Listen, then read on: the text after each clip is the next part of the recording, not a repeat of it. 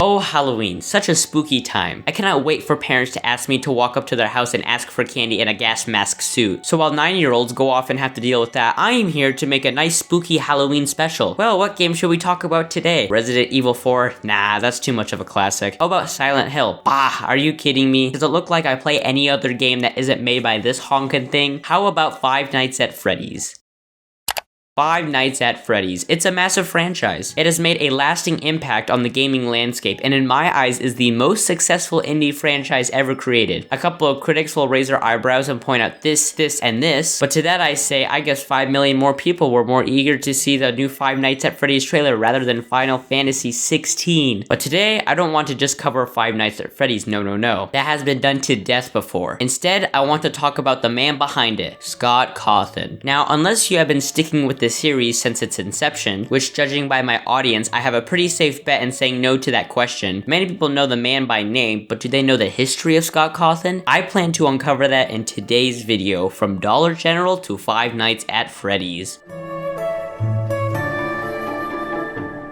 Scott started out as a cashier at Dollar General of all places. This and many jobs would be where he would make a living for himself for a while until Five Nights at Freddy's. This wasn't Scott's first game though, as he had made many other games either for charitable purposes or for financial gain, most Christian oriented. As he later explained through interviews and even obviously through the games itself, he is a very religious person. I don't regret a single moment that I spent working on those Christian projects. I feel like God had commissioned me to make them, and I had an absolute duty to make them, even at the cost of my own job and a comfortable life, which it cost me. He made another non-Christian based game called Tripper and Sons Lumber Company, which garnered negative reception for the stiff, almost unnatural looking characters. Being a stark contrast from regular looking animals, these beavers were just off-putting enough to spark an idea in Scott's mind. But to get to that point, Scott had to make a decision on what game to make. Either a sequel to The Desolate Hope, which was one of Scott's bigger and more successful games. This idea was thrown out as Scott has addressed how he didn't like the big risk involved. Another idea he had was remaking another game of his, Legacy of Flan, though it is unclear why he didn't choose this option. Finally, was another idea floating around in his head about animatronic animals and security cameras. He went with the latter and started development on Five Nights at Freddy's. The first game was released on July 23, 2014 on a website called Desera, which was an online distributor similar to Steam but primarily focused its primary audience on smaller creators. It is non-existent anymore. That's a lie. They are soon to reopen, but I kid you not, Desera at the moment looks like it's stripped right out of those bootleg Flash websites from the early 2010s. Five Nights at Freddy's received huge critical and commercial success, with Let's Players and viewers just eating it up. The game design itself is very basic, which is a strong suit critics pointed out, as its unique and limiting controls to the player gave the horror genre a much needed shakeup. As we will learn later in this video, Scott himself draws from many influences, and a more subtle and less obvious inspiration is in the games he plays. Scott has stated that he doesn't play a lot of games, but for the times he does, quote, he plays Mega Man 3 with his kids. And those linear, much dated games he plays like Ocarina of Time and Super Metroid, with the limited controls and features, directly parallel with the games he makes. Five Nights at Freddy's has never been such an open experience filled to the brim with freedom and millions of ideas. It sticks to centralized gameplay loops and themes similar to those found in the older Zeldas and platformers of the 80s and 90s. Scott hastily began work on a sequel. However, tough times were ahead for Scott, as he was already receiving hate mail for his newfound attention he was receiving. When anything gets popular, you are bound to get plenty of bad apples in the mix. But this and the personal struggles he faced in his life took a toll on Scott. That was a really stressful time for me, I think, because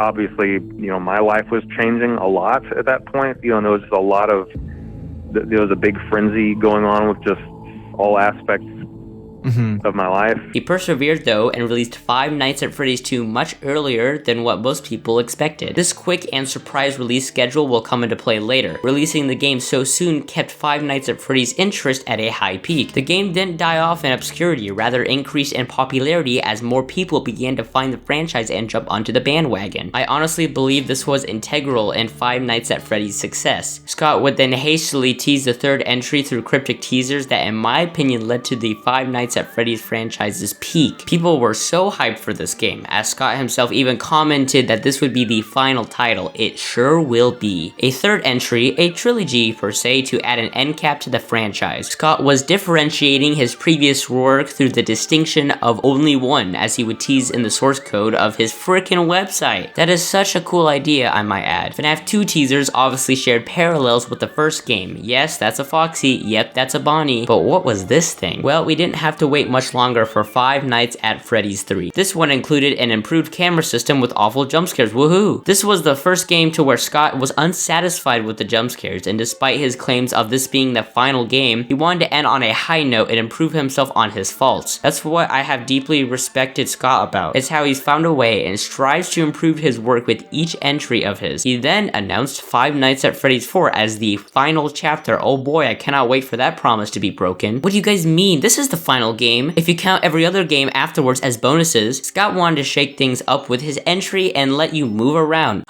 That's gameplay innovation right there. No, seriously, but this time Scott specifically expressed he wanted to increase the scare factor considerably, and what constituted to that fact? Yeah, these scary boys really freaked the heck out of every Let's Player who played this game. Okay, so the first night is never usually that bad in any of the games, so I'll play through.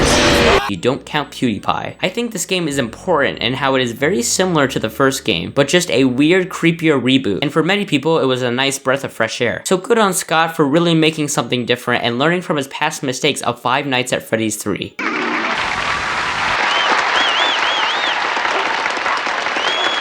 It's midnight. I've got a trick. Danerade.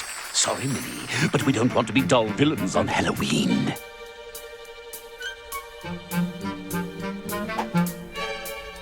Okay, everybody, now it's time for a change of pace. Lights out. Right you are. Danerade. It's Halloween, you know, and with just the right touch.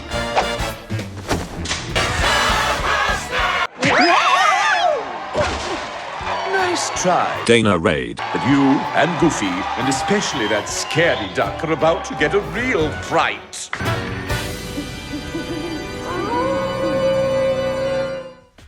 Oh, what were we talking about? Five Nights at Freddy's 4? Remember I said Scott learned from his mistakes? Well, he sadly created some new ones. So one of Five Nights at Freddy's defining features is its story. I am not even going to try to piece it together for you, but the important thing is to note that Five Nights at Freddy's 4 screwed it all up. The previous games were cryptic for sure, but left enough breadcrumbs to formulate at least something. This game was simply too vague for people to even understand what the heck was going on. This once again dissatisfied Scott considerably and went back to the drawing board and wanted to create a grittier, more cinematic, serious game. But first, before he could make that game, he made a game that will forever be infamous with this franchise, Finnafworld. A much cuter version of all the characters that looked as though they were all waiting to be turned into merchandise. This game took on the role of a turn-based RPG, where its respective character had their own attacks. You could pick your own party of FNAF characters to fight in battle. You would traverse the overworld and fight enemies in that turn-based combat system I mentioned earlier. Finnafworld was hammered by reviewers commenting on the more than underwhelming gameplay and art style, and that said gameplay lacked any depth or complexity to it. Scott, acknowledging this criticism, rebounded and made the right decision to take the game off Steam and offer anybody a refund who so desired. Honestly, a great choice on Scott's part to make. He publicly expressed his opinion on the feedback he received, and even today more than negatively criticizes his past actions by saying, quote, Taught me to never take for granted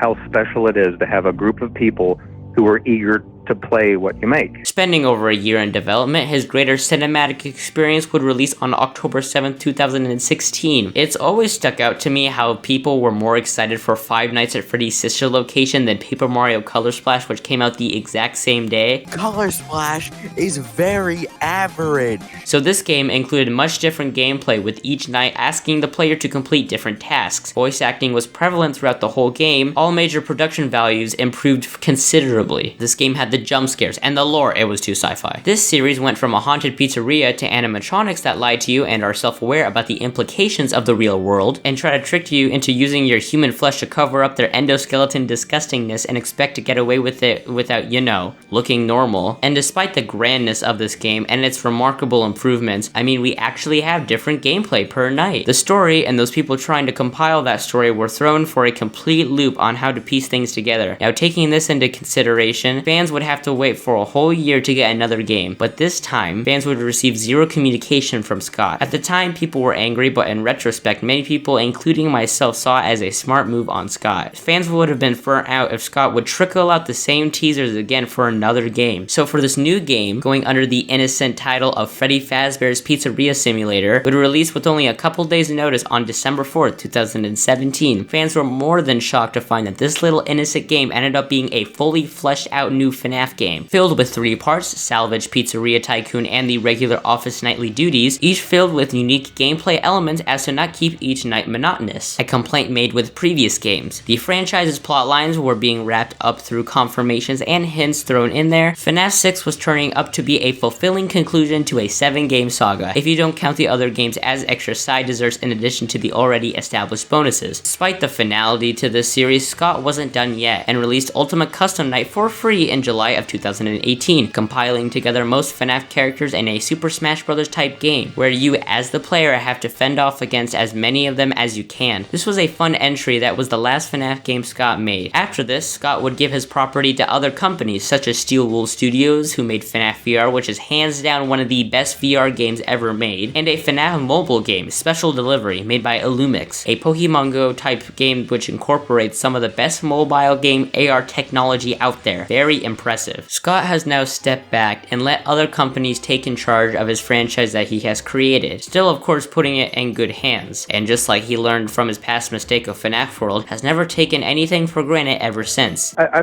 think I would just like to make sure everybody out there knows how much I really appreciate this fan base, and just how much I appreciate all of the support. Before all this Five Nights at Freddy's stuff had started, and I had just made the Desolate Hope, I was online and I found one piece of fan art that someone had made of the Desolate Hope characters. You know, just randomly. I have no idea who it was. I have no idea what happened to that picture. But, you know, that was so special to me, seeing that someone out there had enjoyed that game and drawn one of those characters. Like, that was just incredible to me. It made me feel so good. Made my day, made my week. Made my month. And just like my videos, Scott, as I explained, has strived to improve every one of his games through some way. Quote, I guess the reason I'm telling you all of this is to make sure you know that I'm human. I have a lot of flaws and I've made a lot of mistakes. My games aren't perfect and they never will be. Despite letting his franchise go and offering up his characters to new talent, he ensured that the commitment and passion was there. You've probably never even heard of Steel Wool Studios or Illumix before Five Nights at Freddy's. They are not big corporations like...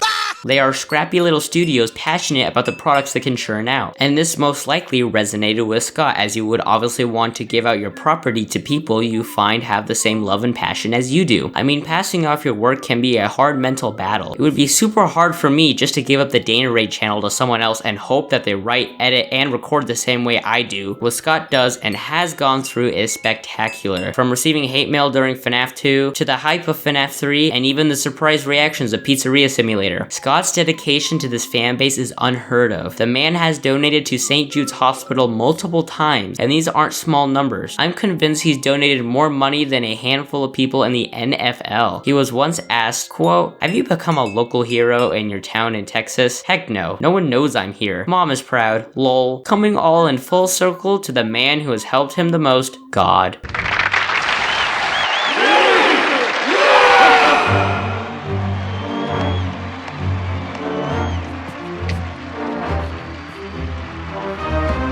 Danerade.